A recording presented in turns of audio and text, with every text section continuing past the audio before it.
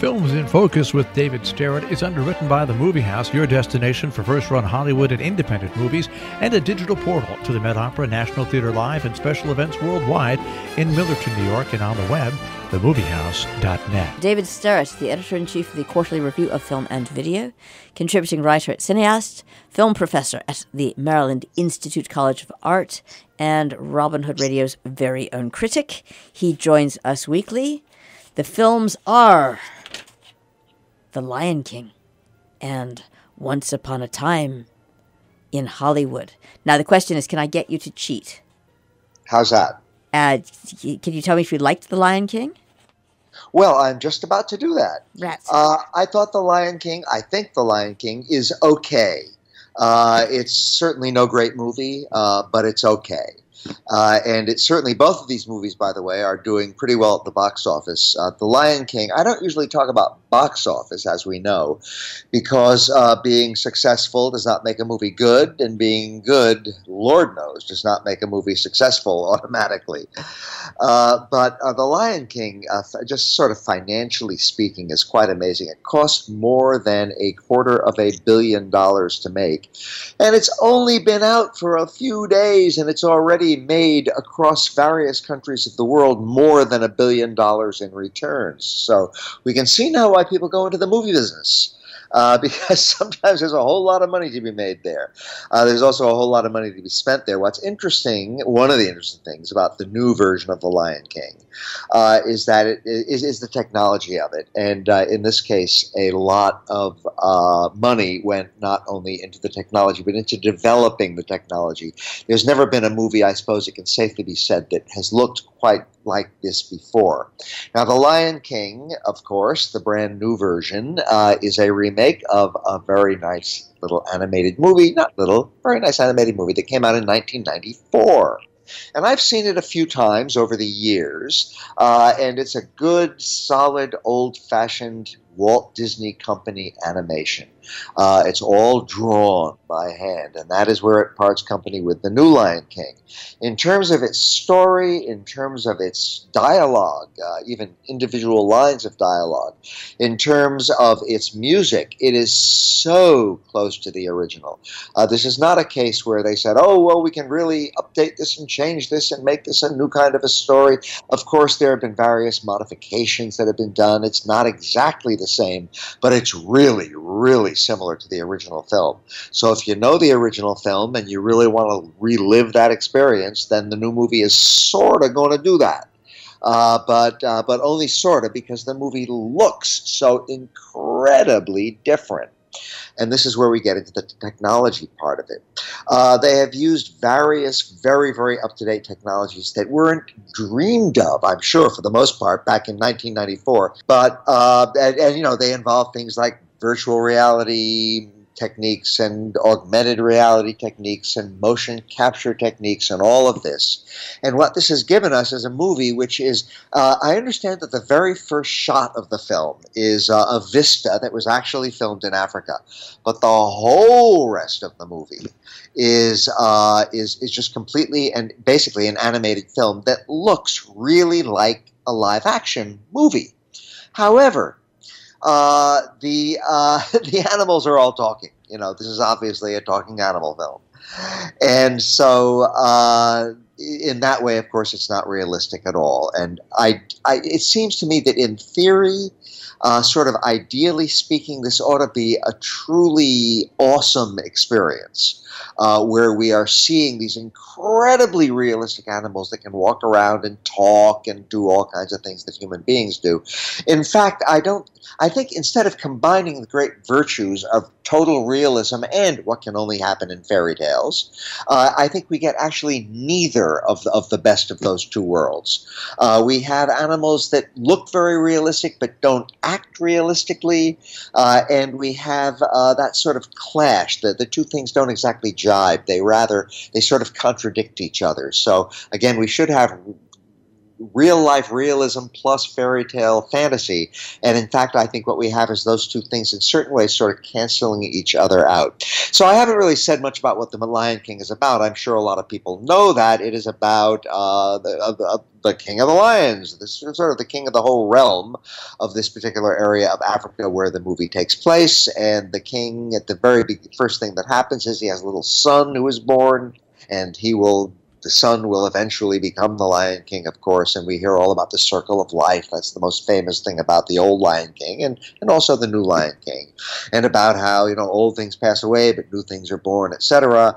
And what happens is that early in the film, the Lion King, the real Lion King, Mufasa, meets with a tragedy, and since the young Lion Prince, Simba, is involved in this, he is very badly traumatized and sort of runs away and lives with other animals for a while, and et cetera, et cetera. The movie continues on from there, and of course it all comes to a pretty darn happy ending. There's also a very bad lion in it, the Lion King's brother. So again, these things are all well known.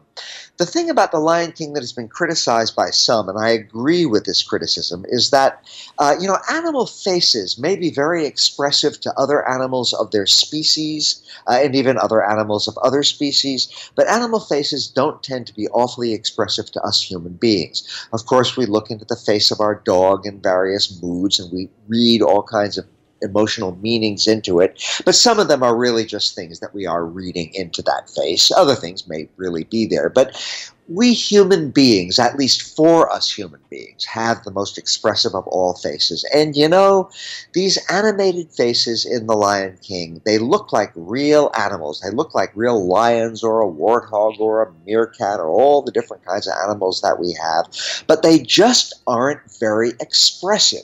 Their mouths move when they talk, but they just don't have that. And one of the great things about old-fashioned movie animation is that you can express almost anything.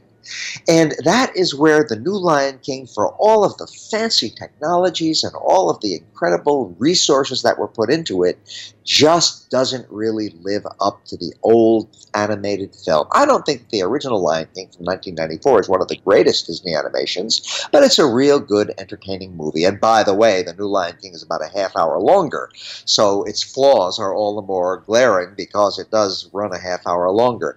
But whereas in that earlier animation, the Disney artists could express practically anything, in the new movie, the new technologies, because of the limitations they put on themselves, these have to look like real animals. It just doesn't quite work. So I'm sort of lukewarm about the new Lion King. I saw it, by the way, in 3D IMAX, which is quite an eyeful, but I can't say that it really moved me or got to me. It's a very impressive achievement, but I don't think it's a very warm or lovable achievement. Speaking of achievements that aren't very warm or lovable, a good segue. Yeah, let us turn to Quentin Tarantino's new movie, Once Upon a Time in Hollywood. And it is pretty darn long. It is well over 2.5 hours. And I have to say, I have such mixed feelings about Quentin Tarantino. First of all, what is Once Upon a Time in Hollywood about? It's a movie that's getting enormous buzz, so I'm sure most people have heard about it already. But it is basically a story about a couple of Hollywood employees. An actor who has definitely, young actor, middle-aged actor, played by Leonardo DiCaprio. His best days are definitely behind him. Now he's working in television, and he's not even sure that his TV career is going to last, and he drinks too much, and he's just sort of a crusty, hard-boiled kind of a character who is not doing very well in what was once a very promising career. And he has a guy who works for him, played by Brad Pitt. And this guy is mainly the driver for the Leonardo DiCaprio character, but he's also a stunt person who works as a stunt double in movies when he can get the work.